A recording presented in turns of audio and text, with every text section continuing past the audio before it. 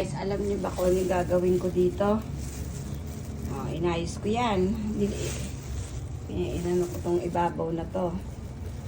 Ang gagawin ko dyan ay lalagyan ko ng plastic. Ayan. Ihian sa kotse. Pag naselan ka sa mga ihian sa gasoline station. Oh, dahil nangangati ka dyan sa gasoline station, o di meron ka iyan nakasupo, tapon mo na lang sa gasoline station, di ba?